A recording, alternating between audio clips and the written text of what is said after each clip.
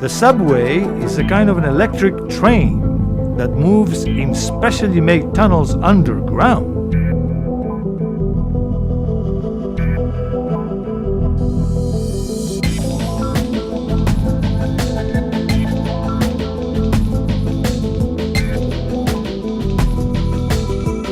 Because it's underground, it does not have to stop at traffic lights, but only at designated stops.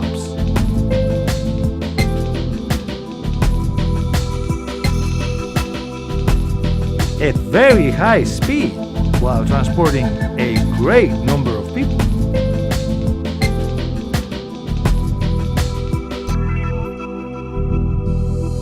Cable cars, or tram, is another sort of electric train that moves on special rails on the surface.